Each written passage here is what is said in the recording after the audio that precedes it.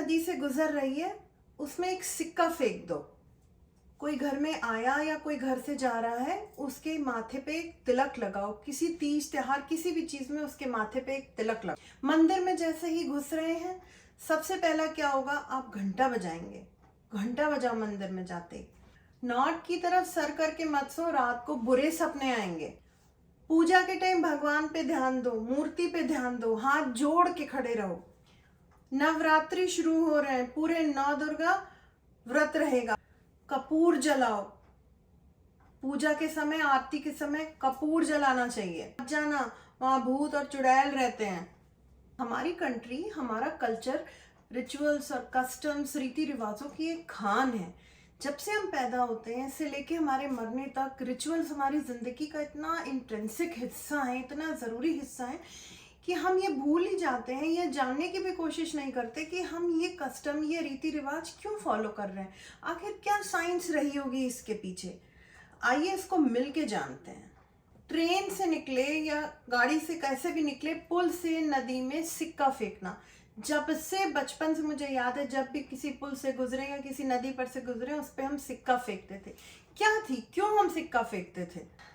Since ages back, coins were made of copper. तांबे से सिक्के बनते थे। सिक्के कॉपर के होते थे और copper is a cleansing agent. आज भी अगर आप यूट्यूब भी देखें या किसी भी साइंस एक्सपेरिमेंट में देखें, copper is a cleansing agent. आज भले ही हमारे सिक्के कॉपर के ना स्टील के बनते हों, बट स्टिल कॉपर के बर्तन में पानी पीना आज भी बहुत सारे घरों की रीति रिवाज का हिस्सा होगा।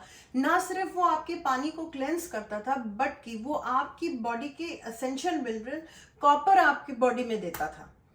माथे पे तिलक इसलिए करते थे क्योंकि ये बीच का हिस्सा जहां तिलक लगाया जाता है, ये हमारे इस ग्लैंड को स्टिमुलेट करता है। जो सब्सटेंस यूज होते थे तिलक के लिए, वो था हल्दी, सैफरन या टर्मरिक, कुमकुम, चंदन। ये सारी चीज़ें सूदिंग होती हैं और ये ग्लैंड को आपकी एक्टिवेट करती हैं, जो आपके माइंड को पीसफुल, थॉट्स को पीसफुल रखने की कोशिश करता है। ये अग्नि चक्र भी है, one of the highest chakras, energy centre in the body. ये साइंस थी बिहाइंड पुटिंग अ तिलक।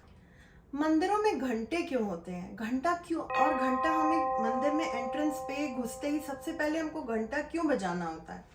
ध्वनि होती है, the sound of the bell is considered auspicious. घंटा बनता था डिफरेंट मटेरियल्स के एक स्पेसिफिक कॉम्बिनेशन से, जिससे जो उनसे साउंड निकलती थी वो इट इज कंसिडर्ड कि वो आपकी पूरे सारे एनर्जी चक्रास को छूती थी। और आपका जो इमीडिएट थॉट प्रोसेस था, किसी भी थॉट को लेके, किसी भी थॉट प्रोसेस, किसी भी सोच से आप मंदिर में आए, जैसे ही आप घंटा बजाते हैं तो जो उसकी एको होती है वो आपकी।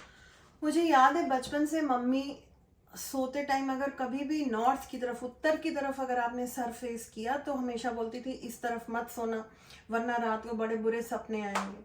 तो व्हाट वाज द साइंस, ऐसा क्यों बोलते थे? बस बचपन से ये पता है, मम्मी ने ये कहा, तो यही बात मैंने अपने बच्चों को, अपने छोटे भाई बहनों, सबको ये बात बताई कि भाई इस तरफ, नॉर्थ की तरफ सर करके मत सो, वरना बुरे सपने आएंगे, भूत के सपने आएंगे। बट क्या साइंस है, क्या कोई भूत के सपने कैसे आ सकते हैं एक साइड में सर करके सोने से?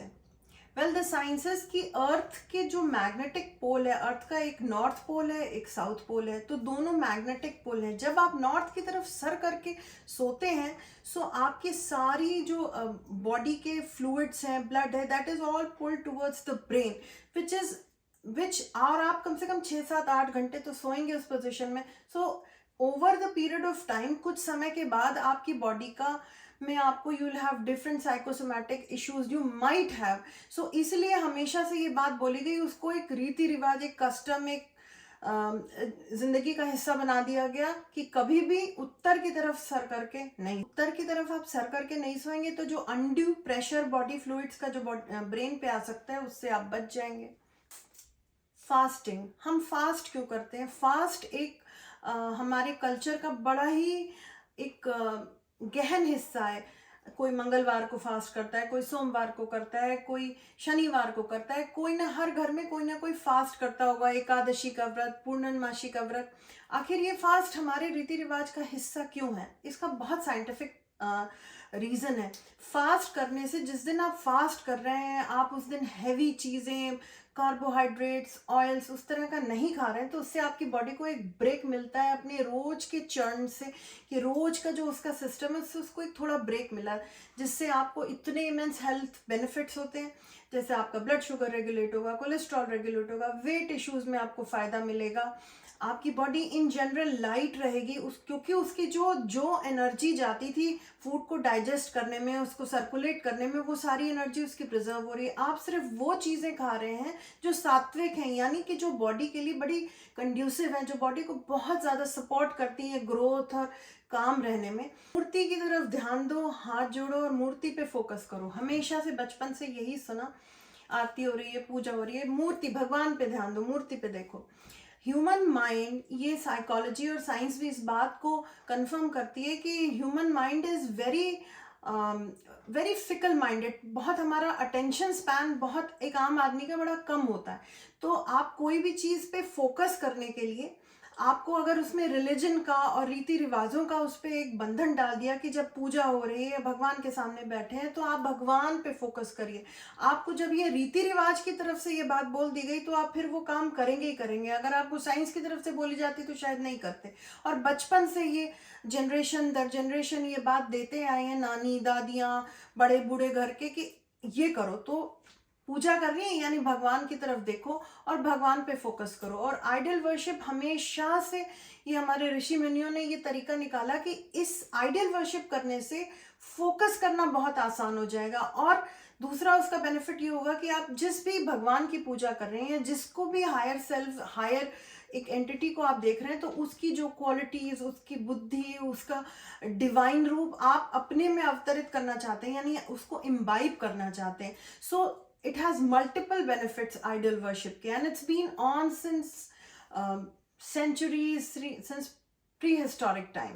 सूर्य पूजा आज भी आप किसी भी नदी के पास इंडिया में जाएं कहीं भी, तो आपको लोग दिखेंगे कि सुबह सुबह सूर्योदय के टाइम, बिफोर सनराइज, वो वहाँ पे खड़े हैं, उन्होंने अपना स्नान ध्यान करके वो उस पे सूर्य पे जल चढ़ा रहे हैं। उसका सबसे बेसिक, सबसे बड़ा साइंटिफिक रीज़न मेरे ख्याल से तो ये रहा होगा कि जब आप सूरज के साथ उठते हैं तो आपने अपना दिन कितनी जल्दी पकड़ लिया। आप सूर्य निकला उसके पहले आप नहा धो के पूजा पाठ करके fresh, you are ready to take on life.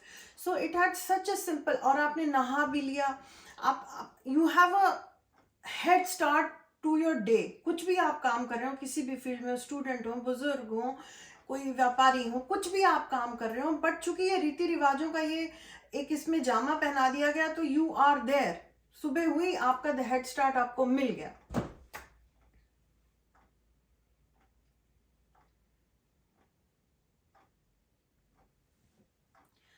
Navratri, हम नवरात्रि मनाते हैं। कितने घरों में हमने देखा, हमारे घर में भी पूरे 9 दिन फास्ट रखा जा रहा है। घर में कोई भी हैवी चीज़ नहीं खाई जाएगी, जैसे कोई भी कुछ नॉन वेज नहीं आता घरों में, लोग ड्रिंक नहीं करते, लोग स्मोक नहीं करते, लोग एक सुबह शाम बैठ के कॉन्सेंट्रेट करके पाठ करते हैं, पूजा करते हैं। सो आपकी फिजिकल, मेंटल, स्पिरिचुअल बॉडी को एक ब्रेक मिला डेली के वही खाना पीना भागा दौड़ी से। You have taken a step back, और आप ये पूरे 9 दिन आप फोकस कर रहे हैं, पूजा कर रहे हैं, अंदर अपनी एक कॉन्शियसनेस को अवेयर, स्पिरिचुअली अपने आप को अपलिफ्ट करने की कोशिश कर रहे हैं। And it happens twice a year, साल में 2 बार ये हो रहा है। तो आपको आपके पूरे बीइंग को एक तरीके से रीति रिवाज के नाम पे एक ब्रेक मिल गया, पूरे आपके सिस्टम को, आपके शारीरिक, मानसिक, रिलीजियस, स्पिरिचुअल, हर आपके पूरे सिस्टम को एक ब्रेक मिल गया कि अब ये 9 दिन हम कुछ भी बाहर का हमको नहीं करना है, घर में फल फूल, सात्विक खाना खाना है, सात्विक पूजा पाठ करनी है। So it gives your system a whole break. जब भी पूजा करो, आरती करो, कपूर जलाओ। बचपन से ये देखते आए हैं। कपूर की स्मेल ना सिर्फ बड़ी एंटीसेप्टिक और थेरेपेटिक होती है, but also it has a very symbolic meaning. जब कपूर जलता है, एक दिन हम भी सब इस दुनिया से चल जाएंगे, तो कुछ भी नहीं बचेगा, सब कुछ नश्वर है। लेकिन जब आप कपूर जल के खत्म होता है तो चारों तरफ सिर्फ उसकी खुशबू और एक प्योरिटी का एक सिंबल रह जाता है। So we should aspire to be like that. कपूर के जैसे हमें होना चाहिए कि हमने अपनी ईगो, अपनी घमंड, हर चीज को बर्न कर दिया भगवान के आगे। सर्टेन पेड़ों की पूजा, पीपल के पेड़ की पूजा, तुलसी के पेड़ की पूजा, पीपल का पेड़ जो है वो दिन में काफी अच्छी मात्रा में good levels of oxygen release करता है। इसीलिए एक ही हमारी रीति रिवाजों का हिस्सा था कि जो औरतें थी वो पीपल के पेड़ पे जल चढ़ाती थी या उसकी परिक्रमा करती थी। इसका साइंटिफिक बेसिस ये था कि जब ये कर उस पेड़ के पास उस मॉर्निंग रिचुअल एक फॉलो करना और वहां जाके फ्रेश ऑक्सीजन को लेना, और वहां पे हमेशा कोई ना कोई मूर्ति रखी होती थी, that promoted women to go there and it eventually help them regulate their lifestyle, better hormonal function, and eventually it led to better conception. उनका कंसेप्शन बहुत ईजी और बेटर हो जाता था। तुलसी तो हर घर में तुलसी होती थी। वी ऑल नो तुलसी के medicinal properties, it's an antiseptic, कितनी चाय कितनी सारी डिशेस में यूज होता है, जो कि डेली हिस्सा था। तुलसी बच्चे ऐसे ही तोड़ तोड़ के, हम लोग छोटे थे घर में गए तुलसी तोड़ के खा ली।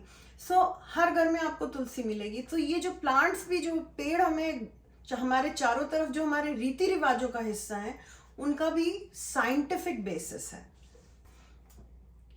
आई होप आपको ये कस्टम्स और इनका साइंटिफिक एनालिसिस अच्छा लगा होगा। और भी कोई कस्टम्स के पीछे के आप साइंटिफिक रीजन को जानते हैं तो प्लीज मुझे बताइए। उसको जान के आपस में डिस्कस करने से हम सभी का नॉलेज बढ़ेगी और बड़ा इंटरेस्टिंग होगा।